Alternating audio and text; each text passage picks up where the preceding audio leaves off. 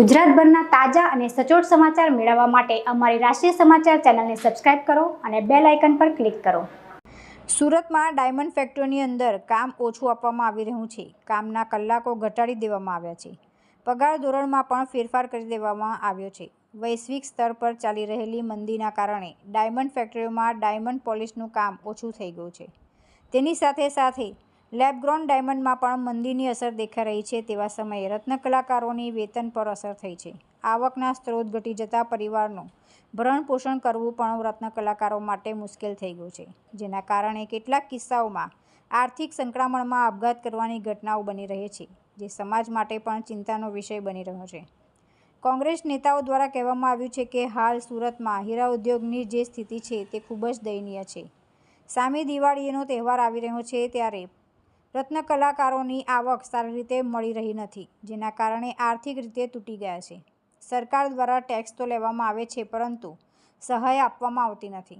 જ્યારે કોઈ અકસ્માત કે લઠ્ઠાકાંડ જેવી ઘટનામાં કોઈ વ્યક્તિનું મરણ થાય છે તો તેને 4 લાખ રૂપિયા સરકાર તરફથી આપવામાં આવે છે, તો રત્ન કલાકાર જ્યારે આર્થિક સંકળામણમાં આવીને આપઘાત કરતો હોય છે ત્યારે તેના પરિવારને 4 લાખ રૂપિયા આપવામાં આવે તેવી માંગ કરવામાં આવી હતી। તેની સાથે જે લેબર એક્ટ છે તે મુજબ તેમને વળતર યોગ્ય રીતે મળવું જોઈએ।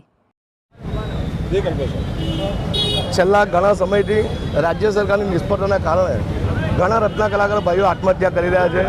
એ આત્મહત્યા કરનાર પરિવારને સાંત્વન આપવા માટે સુરત શહેર જિલ્લા કોંગ્રેસ સમિતિના નેજા હેઠળ એક ધરણાનો કાર્યક્રમ રાખવામાં આવ્યો છે અને અમારી માંગણી છે કે જે રત્ન કલાકાર પરિવારની કપોળી સ્થિતિ છે એ બાબતે સરકાર દ્વારા તાત્કાલિક અસરથી પેકેજ જાહેર કરવામાં આવે। જો થોડા સમયમાં સરકાર દ્વારા કોઈ પેકેજ જાહેર કરવામાં ના આવશે તો રત્ન કલાકારોના હિત માટે જ્યારે પણ રાજ્યના મુખ્યમંત્રી સુરતમાં આવશે ત્યારે અમે રત્ન કલાકારો ભાઈઓ સાથે મળીને મુખ્યમંત્રીનો ઘેરાવ કરશું।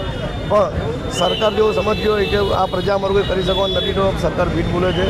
આપ જોઈ શકો છો કે જે રત્ન કલાકાર પરિવારોએ આત્મહત્યા કરી છે એ પરિવારના ઘણા સભ્યો પણ અમારી સાથે આ કાર્યક્રમમાં ઉપસ્થિત છે અને અમે આપણી ચેનલ માધ્યમથી કહેવા માગીએ છીએ કે જ્યાં રત્ન કલાકાર ભાઈઓ હોય અથવા સુરતના કોઈપણ નાગરિકને કોઈપણ તકલીફ હશે તો સુરત શહેર કોંગ્રેસ પરિવાર એમની સાથે એમની પડખે ઊભો રહેશે। ડાયમંડ બોર્ડની રચના થવી જોઈએ અને તેમાં તમામ રત્ન કલાકારોની સત્તાવાર રીતે નોંધણી થવી જોઈએ। અત્યારે જે મંદીનો સમય છે તે પણ થોડા દિવસમાં જતો રહેશે, પરંતુ કોઈએ હતાશ થવાની જરૂર નથી। આ પ્રકારની વાત કોંગ્રેસના નેતાઓ દ્વારા કરવામાં આવી છે। તુલસી શર્મા સાથે રાષ્ટ્રીય સમાચાર સુરત।